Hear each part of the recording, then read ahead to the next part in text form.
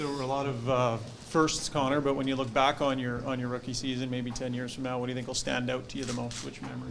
It's tough to really say right now. It's still so fresh, so I'll have a chance to reflect here, for a little bit, and obviously there'll be some memories like the game I came back from my injury, and how the crowd accepted me and all that. So I think those will all be good memories. A lot of your teammates, Taylor and Matt, talked about your leadership and how by the end of the year that you were one of the leaders. For a young guy, did you feel more comfortable and you look ahead to next season? Are you a guy who is a vocal leader or more of a just lead by example type guy? Yeah, I'm definitely not the loudest guy in the room, but I definitely felt more and more comfortable as the year went on, and I think I'm someone who tries to lead more by example and on the ice. So. Our team's very lucky in the fact that we do have a lot of good leaders and a lot of young leaders. So I think it was good to feel more and more comfortable as the year went on. Taylor said, like he actually stood here and said, by the end of the year, Connor was our on-ice leader. I mean, from a guy that's been in the league as long as he has, does that mean something to you, to hear him say that? Yeah, that's a huge honor to hear that and have him say that. He's someone that I definitely look up to and respect so much. So for him to say something like that means a lot to me. And I think that's something that I aim to do. Like I said earlier, I'm not the loudest guy in the room or on the bench or anything like that, but I try and do whatever leading I do on the ice. Connor, there was a lot of expectation from you this year, and you came out and had a point per game season. Did it seem easier? Probably wasn't easy for you. It looked easy from where we sat. Did the points come quicker than you thought they'd come? I mean, it's tough to say. I think hockey's a funny game. Some games you play great and you have no points, and some games you don't have it and you end up with 2 or 3. So it's obviously the best league in the world, and it's tough to get points in. But for whatever reason, I felt fairly comfortable right away, and I think that's a credit to my teammates and making me feel comfortable away from the rink, so that when it came time to play on the ice, I felt natural and all that. So and not to mention the fact I was very lucky to be able to play with some very good players as well. What was the hardest thing for you coming into the league? Now that the season's over, what was difficult? I think just the pace of play, and no one makes mistakes, and everyone's so much bigger and stronger, and the chances, they don't come very as often as they do in junior. So I think just learning to stick with the game, I would say that. You're a pretty young guy. You're already, I think, over 190. You just look at the natural strength that will evolve every year. Is that going to help you, do you think, in the face-off circle? Or is it just experience from knowing what other guys do night to night?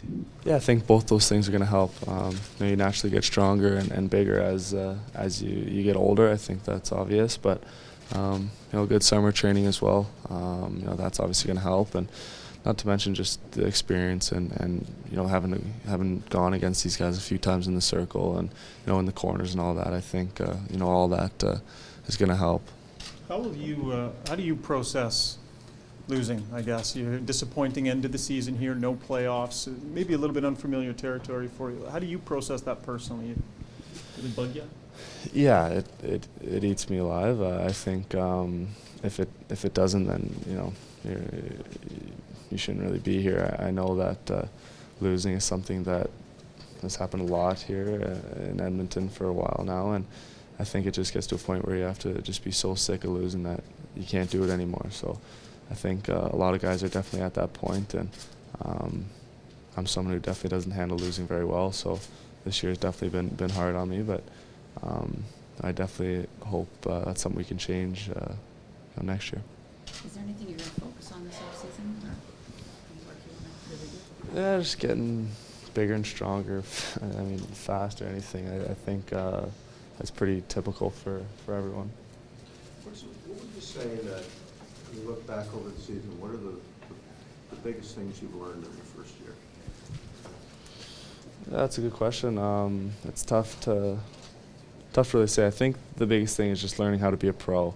In junior on the road, it's very normal to come down for a 2:00 bus at 1:59 and a half, and you're dressed sloppy and all that. That's just something that doesn't go on in the NHL. And so I think just learn to be a pro and take care of yourself away from the rink and handle yourself, in scrums like these, or with lots of people looking for autographs or something like that. So I would say that. The other element too, I guess, is, I mean, you're not living with people who are looking after all those needs for you. You live with Taylor, and maybe, I mean, we all sort of went through being independent for the first time, but you're doing it as a hockey player. What was that like?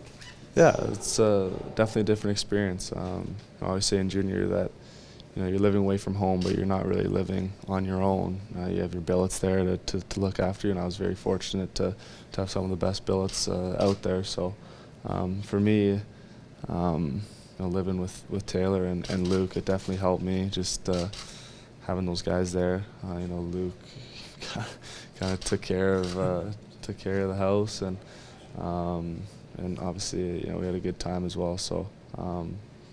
It was a great experience living with them. Give you any cooking tips, Luke?